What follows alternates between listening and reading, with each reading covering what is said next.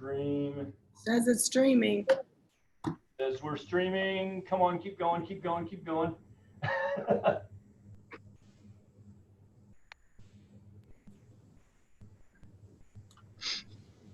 May I go ahead and open us? Randy, we good to go? It says meeting is now streaming live on Yeah, it's I've got to verify something here. It didn't like how much traffic was coming through.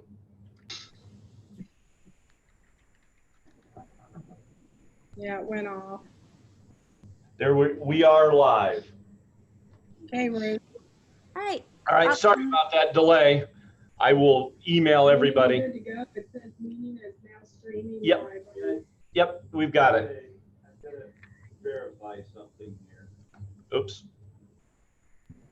It didn't like how much traffic. I'm sorry, it's playing back what I said.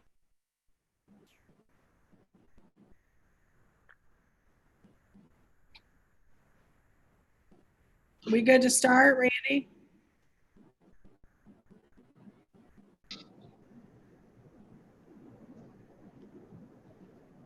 All right, I was frozen, but I think I'm back. Manchester Community Schools Board of Trustees special meeting is now open, called to order. Let's begin with the Pledge of Allegiance. I think there's a flag behind Mr. Turflinger. I pledge allegiance to the flag of the United States of America and to the republic for which it stands, one nation, under God, indivisible, with liberty and justice for all. We're going to do a roll call since this is a virtual meeting. So I'm just going to go around my screen. Mr. Hensley, Mr. Shaw, Here. Mr. Turflinger, Here. Mr. Esposette, Here. Mr. Redkey, Present. Mr. Hensley, Present. Dr. Grimeau, Mr. Markham, Present. and I hope I say your name right, Mr. Wanamaker. That is correct. Thank you. All right. Are there any emergency deletions or additions to the agenda? There is not. The first item on the, hearings of patrons. Are there any comments? Mr. Self had one. His mic is muted and his screen is blank. Okay, I am back here. Sorry, I had to get the audio shut off because I was running the YouTube in the background. So yes, I do have a comment here.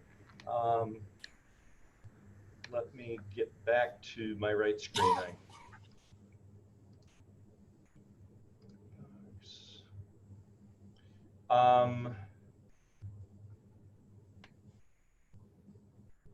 Actually, the comment, I got a response to the comment. It said the superintendent has explained the issue and she does not have the question anymore. Okay. So that one's been taken care of. Let me see if there are any others.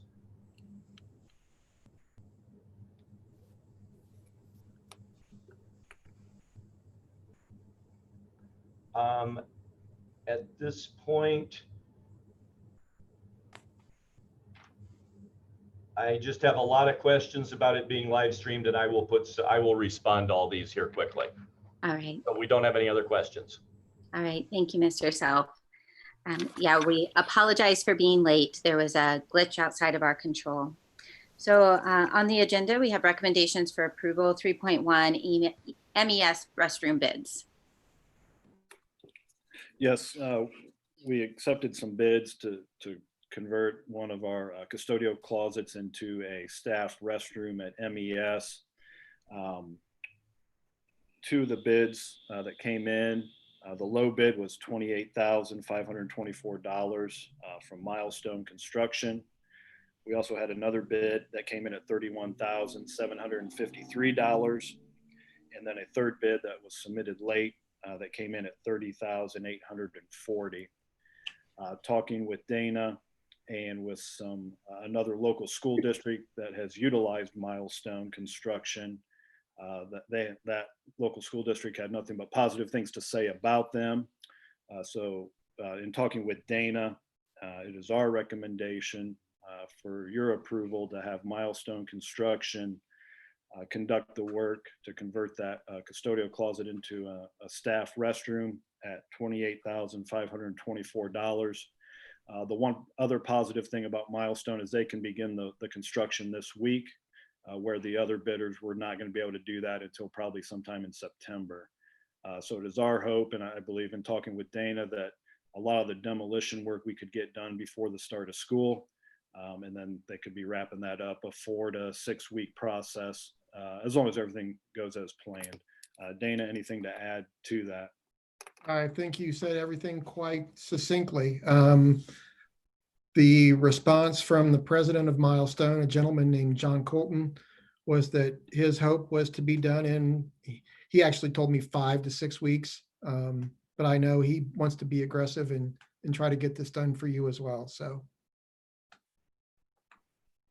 And the one thing I would add is just a reminder to the board that the reason we chose one restroom at MES was strictly for the COVID reasons. We discovered there were very few restrooms for adults there. And so we thought we needed to add that in as soon as possible, especially with the concerns with COVID.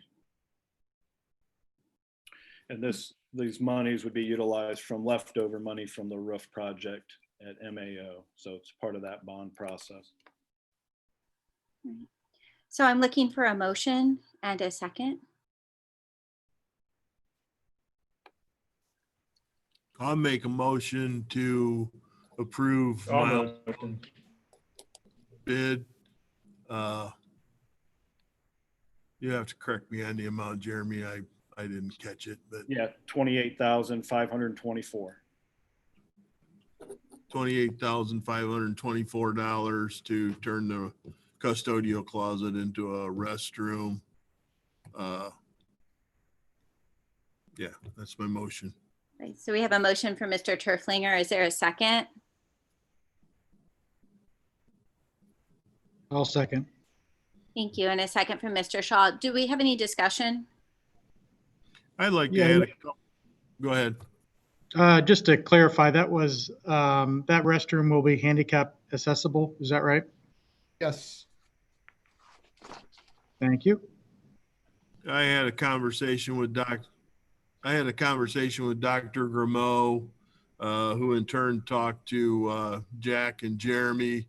The air handlers can be turned off during the demolition, and the air ducts can be taped up so that we don't blow dust and stuff all through our brand new, or our new clean building. There's a lot of kids in the elementary school that have allergies and stuff like that. So those precautions were discussed, and solutions worked out to keep the concrete dust from going all over the whole building. Sounds good. Thanks for thinking of that. All right, then we'll do a roll call vote. It's a yay or nay. Mr. Esposette, Yay. Mr. Turflinger, Yes. Mr. Hensley, Yes. Mr. Bedke, Yes. Mr. Shaw. Yes. I'm also a yes, so the motion carries 6-0. Thank you. Thank you. The other item that we have on recommendation for approval, 3.2, is Mr. Brandewie as the remote learning coordinator. Yes, this is money we have to pay for this position through the CARES Act. At this point, it's a 1-year position. And we are real excited about Alex coming on board, and his knowledge of spreadsheets and organization we think will really help with our remote learning opportunities for our students. So I'm looking for a motion in a second. I'll move. Thank you, Mr. Esposette. Is there a second? Second. Thank you, I'll Mr. second. Bedke. Oh, So I think we have a motion by Mr. Espeset and a second by Mr. Bedke. Is there any discussion? So this is a teacher position, This is not a teacher position. It's more or of it's a it's secretary type position to help be the contact person for any families. And then he works directly under Sue. So that's where the teacher knowledge and all of that will come in. So she's done a lot of work with him so far. so he'll be working with he'll be doing some training with the teachers, or just a coordinator with parent questions. He's the go-between for the families, between the teachers and the families. He's the contact person. So how would that work? If his family contacts him, is he going to reach out to the teacher or just forward the email? What's the process going to be? He's working with the counselors mainly in scheduling classes and making sure things are in order and ready for them to start. If they're a hybrid student, he's going to work out that schedule with them one-on-one, make those phone calls. If they're late at home with homework, he's going to be that contact person for the parents. So his position is multi-layered, basically between parents all the way down to teacher and students. I just think we're super lucky to get somebody with his licensure and credentials for that position. So is there other discussion about that?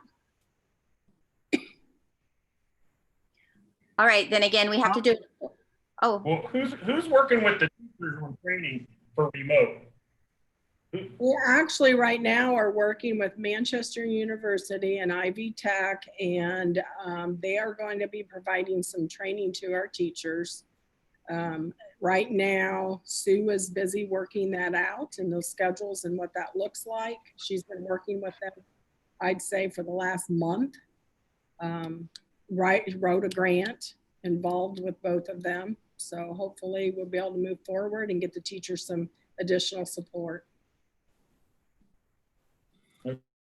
I know we have a hiring committee. Hello? Can you hear me? I know we have a hiring committee. Is there a reason that the credentials weren't put in the packet for the successful candidate? I guess I'm not clear on what you're asking. All we got was a form. It didn't say who was interviewed. It just said that there was a number of people interviewed and there was no resume or list of credentials, cover letter. I know we hired the counselor last month. All that stuff was in there. It's in the recommendation for approval because I've got it pulled up right now. The resume is in there? No, a resume is not, no. And a list of qualifications?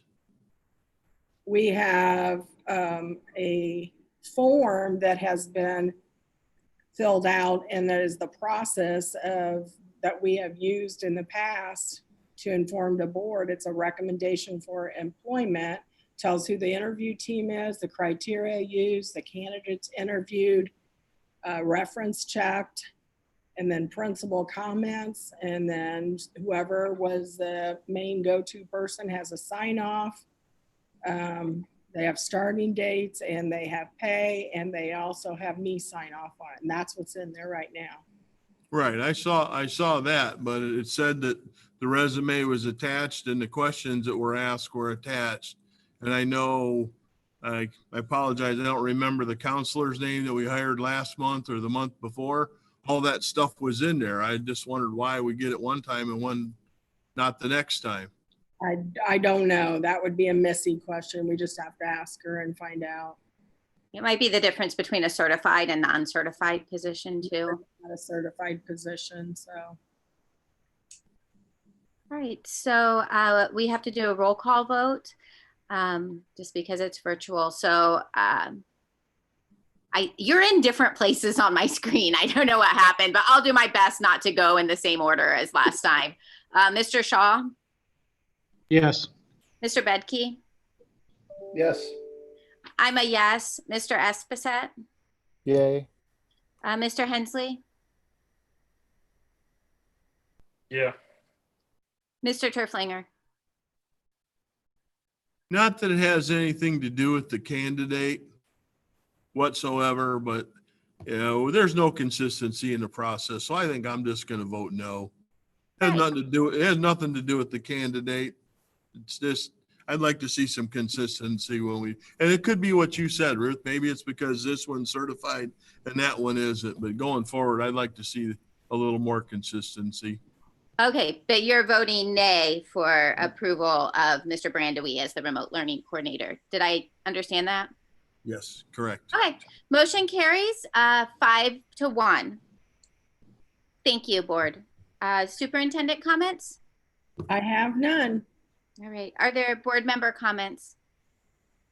I have some questions about the reentry plan.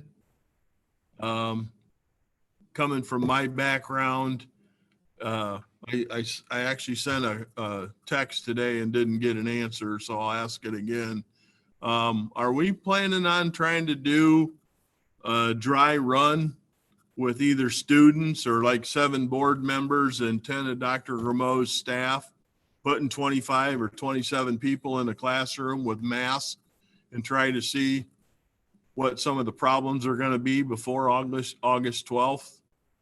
We actually are sending principals over to schools that are already started just to observe and do some problem solving that way. So we can see what are the hot spots and the issues at other schools, and so we can avoid those here. But are we doing a dry run with actual people? That has not been in the plans, nor has it been recommended by anyone from the healthcare industry or agencies.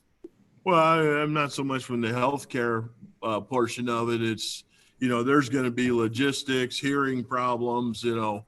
I just think it'd be a good idea to put 25 to 27 people in the room, and heck, I'll volunteer Mr. Hensley to stand up there with a mask on and try to talk to us.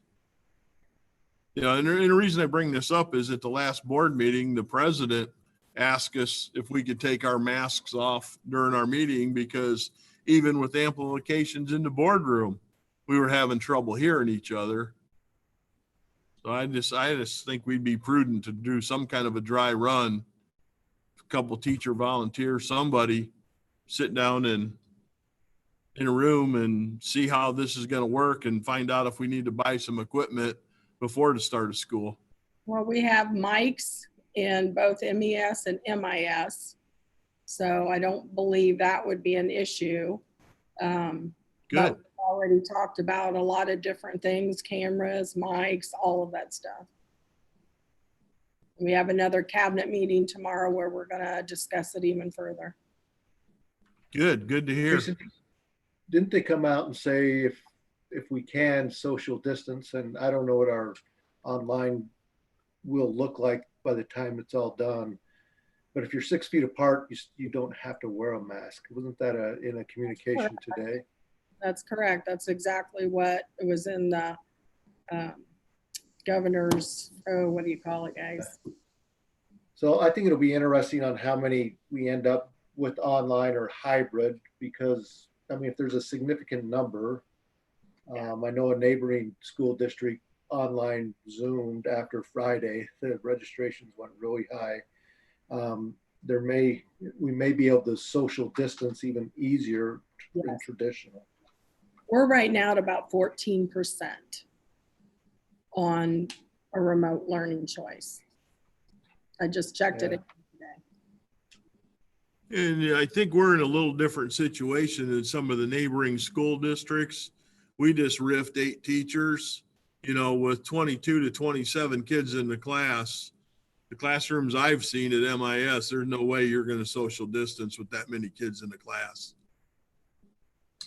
Well, that's why my point was, if we have a lot of online, it will be easier to social distance. And then anyway, back to the mask thing, if you're 6 feet apart, the governor said you didn't have to wear a mask.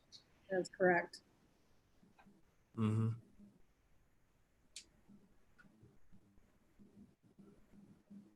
Can I make a comment?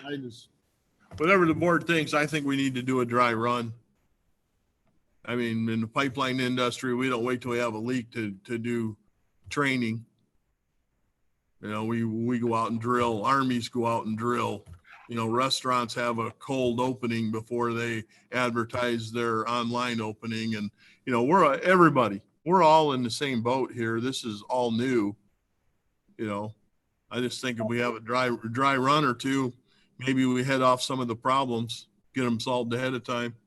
So why is that not possible to do with the principals and the teachers the first day the teachers are back? Time window to get equipment ordered if you need it. I guess I'm not following you on what type of equipment you're thinking that we need. I don't know. Because we've already talked about that for the last month. We've ordered several different things. I guess I'm not real sure what you're asking. I mean, we're following all the guidelines. Most of the classes, there's some of them at the 27 mark, even with virtual, our classes are going to be even less. I mean, I understand what you're saying. But I think that they can, I mean, I can certainly share that with the principals tomorrow and see what they can do.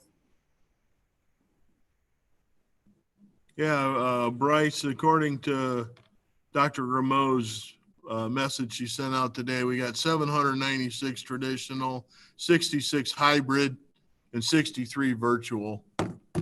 And I'm not going to sit here and pretend I know what any of the problems are. I'm just thinking if we put, it doesn't matter if they're students, teachers, who it is. We put 25 to 26 people in a classroom and wearing masks and have somebody try to give us instruction on, you know, something simple. We're gonna figure out real fast if there's a communication barrier. When do the teachers come back? What's that? When do the teachers come back? We come back on the 10th, but they've been in and out. They've been in contact with their principals. They've been sharing these things on and off. So this is not anything that hasn't been discussed with. Well, I'm gonna kind of move us along a little bit. I'm gonna make a comment that I'd like to see us looking at like spending money in the classroom instead of everywhere else on positions and stuff like that. And I know those positions affect the classroom, but like we did get rid of value adders, and you know, now that we've got this CARES Act and there's a little more maybe on the table from today, you know, let's not forget what we're here about. It's the classroom and educating these kids, you know, and today's point, I think you got a little valid point, but what a lot of us has done in education is that we've made some videotapes of how a classroom works and kind of just staged it up and went through the motions, call it 3P, you know, in manufacturing, we call it production path planning or something like that. But, you know, looking at how things work. So I think that would be a good suggestion, but, you know, you got a point. I mean, it's got to be the teachers and the people that work there doing this to know what they're going to face. But I'm more concerned about the teachers being accustomed to, especially if they're going to be hybrid. I still don't have a really great understanding of what, you know, exactly how this is going to, you know, if a teacher's going to be in there and you're going to be webcasting them and they're going to do a class at the same time. But I think, you know, they're going to have challenges. So the more support we can give them, the better. And that's my comment. So did we vote on this yet? We're done. Yeah, there's no more votes. It was just board comments. I'm just suggesting. Okay. Another question, the governor said that, I mean, I know we still got declining enrollment, but they're not going to cut funding. So what's the chances of bringing some teachers back with some of this CARES Act money and lowering our class size in the middle of this pandemic? Is that an option? We only have one teacher that is not back. We have already allocated that money to try to fill the gap, the learning gap. Lots and lots of tutors is what we're in the process of looking at. We also are looking at permanent subs, so we're not getting additional people in here. We're looking at additional PPE. We're looking at technology. So yeah, I mean, it's all for the students. I mean, I don't know of any money that's not going that direction. Even our remote learning coordinator is really for the students and their families. Because we want to make sure they feel comfortable, they feel like they got all their questions answered. There's that personal connection.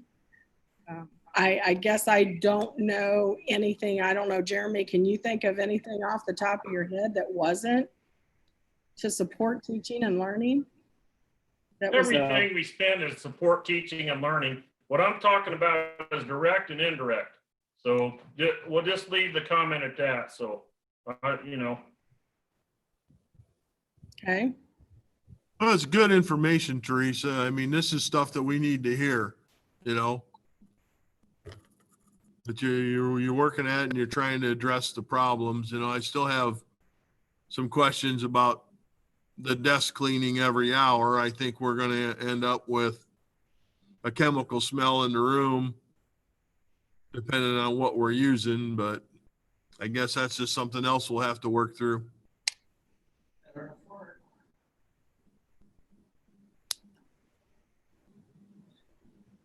Ruth is no longer with us. She had to leave for another meeting.